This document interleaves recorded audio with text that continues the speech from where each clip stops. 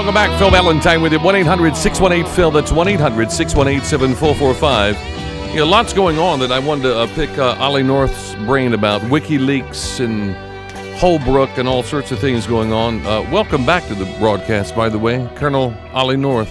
Ollie, how are you? It's great to be with you, brother. How are things? And they could not be better. And here we are close to Christmas, and we're not ashamed to say it is Christmas. Well, and we're getting excited about it. Well, I do, too. I was very excited this morning, for example, to have frozen pipes this time of year.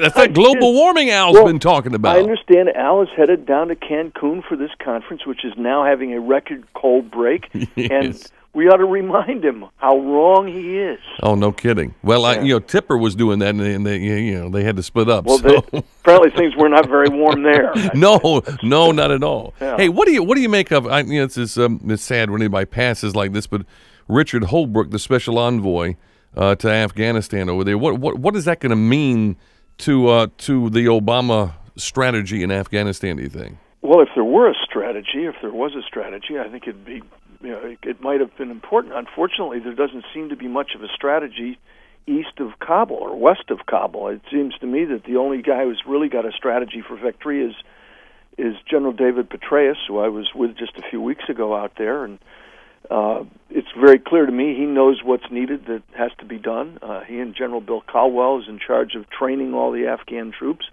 Very clearly they grasp it. Unfortunately, neither, and one need not speak ill of the dead here, but I don't think Ambassador Holbrook had a particular sense for what was necessary for victory.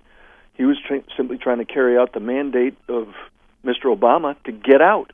Right. And unfortunately, that is not a formula for victory. You note you've never heard the word victory come out of Mr. Obama's mouth, and I doubt we're going to hear it Thursday after they get this new Afghanistan war report. I mean, let me just very quickly, over the course of the last 6 months, from my last visit, which is last spring, to this most recent visit, I saw a profound change in the way in which the war is being fought, and in my humble opinion, being won.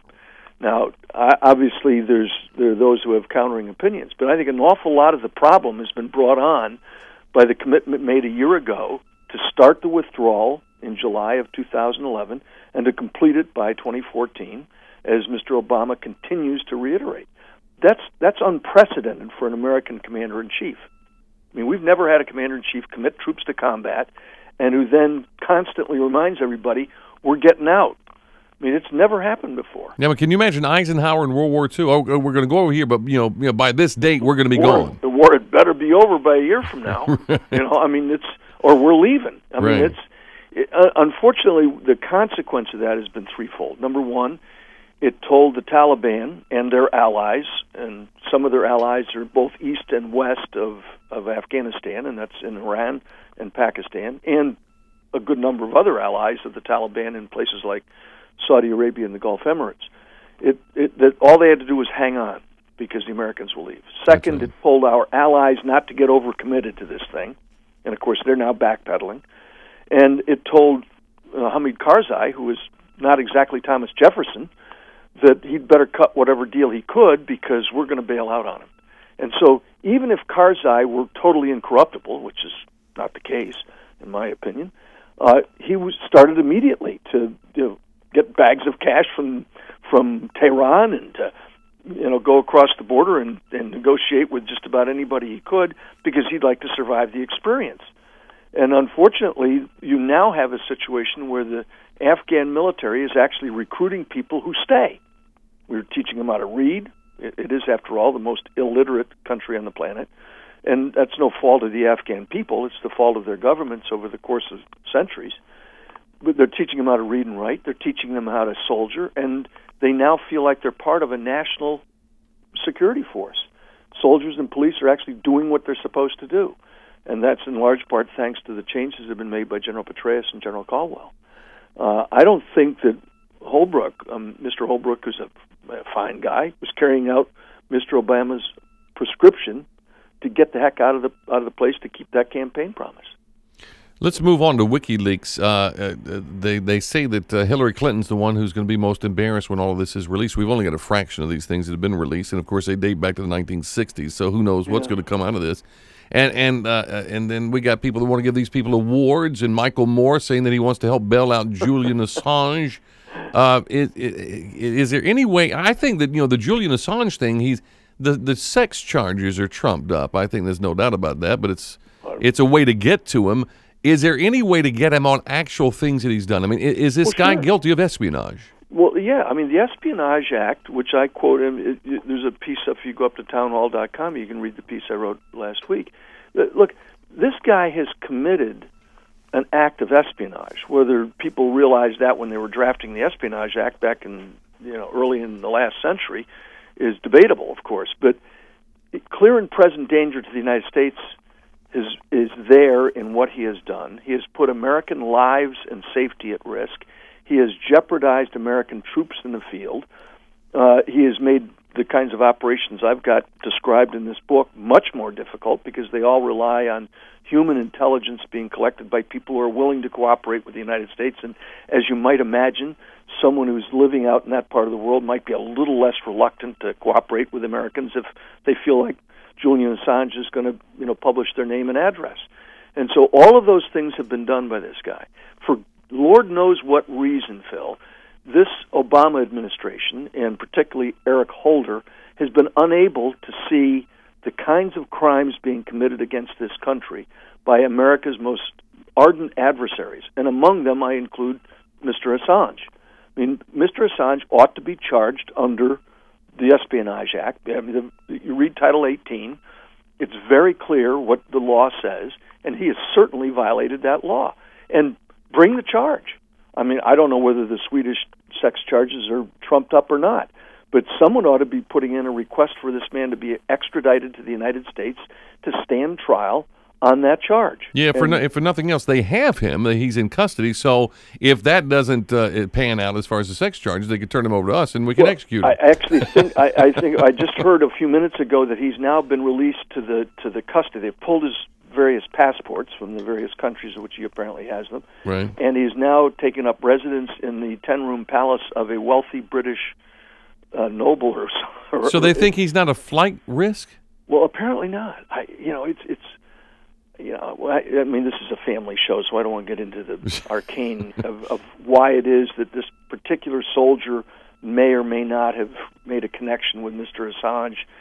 We'll leave that to the people who want to remove "Don't Ask, Don't Tell" as a provision of American law. Well, which I do think that was his motivation. The guy was obviously a homosexual and had a problem with the military and their policies, and this was his way of getting back at him. We're talking about Private Manning, of course. Right? Apparently so, allegedly so. Right. I was trying to avoid giving the young man any more recognition than Mr. Assange wants. Right. Well, we got Berkeley City Council wants to give the guy a medal. Yeah. The appropriate penalty would be to clean up the streets of Berkeley. Yeah, no kidding. After one of their student uprisings out there. Well, so we've got this, though. The cat's out of the bag. We've got 250,000 of these emails and cables over the last 40 years.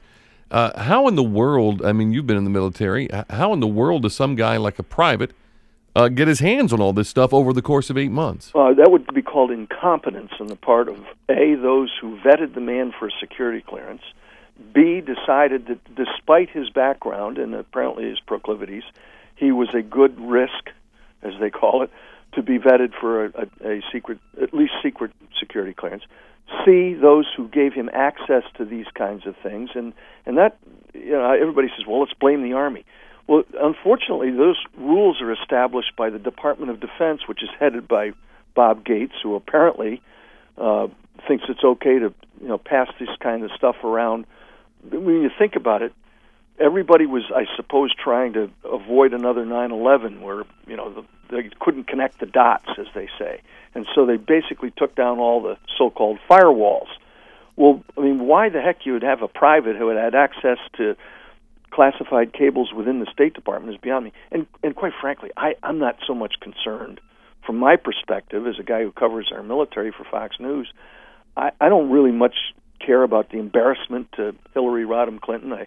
She got her comeuppance last week from the Prime Minister and the Foreign Minister of Australia. apparently trying to preclude a firestorm, and she got bitten.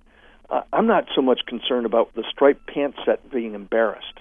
What I am concerned about is people who we need in order to carry out operations to protect this country being less willing to do so, rather than the sexual proclivities of a Saudi prince. Well, look, and see, my theory, Ali, on this is that this private, probably they thought that he might be a security risk. Probably they had seen the postings he had made on these gay websites and the rest of it, and they were afraid not to give him the clearance because of the squeaky wheel, just like we had the Fort Hood shooter that nobody wanted to say, well, maybe this guy might be a loose cannon, maybe a terrorist because of political correctness. Is political correctness now ruining the armed forces? Well, certainly political correctness does not do us any good, and this whole thing with Joe Lieberman now introducing his own standalone provision to eliminate Section 654 of Title 10 is not going to help. I mean, what you've got is not only political correctness, you've also got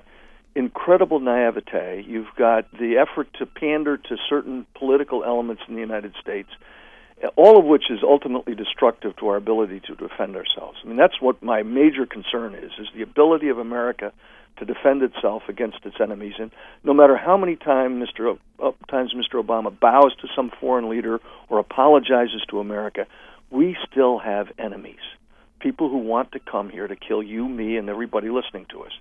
And until we realize that it's not a pleasant world out there, we're going to continue to have this bumbling incompetence. Some of it's misfeasance, some of it is malfeasance, done, as you say, in the name of political correctness. Let's talk about your book here for a moment, Oliver North and American Heroes in Special Operations. Tell us about this. Well, first of all, we got a special deal for everybody because I just signed 3,000 copies of it that are available. And boy, are your arms tired. my fingers are pretty much worn to a nub. I just signed 3,000 copies, so that if somebody wants to get a copy for a veteran or somebody serving or served in this war, they go to olivernorth.com.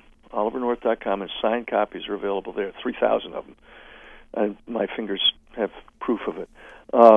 Second, I asked many times over the course of this 9 years since I was covering conventional U.S. forces for permission to do it. And finally, the folks down at Central Command and the folks down at Special Operations Command, SOCOM as it's called, relented and said, look, here's the guidelines. Number one, you cannot show the name or face of someone who would be put at risk as a consequence. And we will decide who that is. Not me, they. Second, you have to agree that you're not going to divulge to the enemy tactics, techniques, procedures, weapons, and equipment that's unique to these forces that give us an advantage. In other words, you can't tell the bad guys things they don't need to know. Right. I agreed to those with the permission of my boss at Fox News Channel. That's why I put it in the front of the book. I want people to know why some of the faces are fuzzed and why some of the names are not there. Or there's just a first name, Joe or Phil or Ollie or whatever. And there's not a full description because they are people at risk. They're undercover, and they operate in places around the world that most nice people don't like to go. And they deal with people most of us would never want to meet. Given those two conditions, they had one final one, and that was you've got to keep up, which I would have to acknowledge is a real challenge. It probably would have been 30 years ago. It's even more of a challenge at age 67, but we managed to keep up. And we were allowed to go out there and embed with them on numerous operations, stay with them for weeks and months on end, and then put this book out with the permission of the guys and their families of those who didn't make it, so that the American people understand we've got heroes in this country. And a hero is not someone who wears a spandex suit and a cape.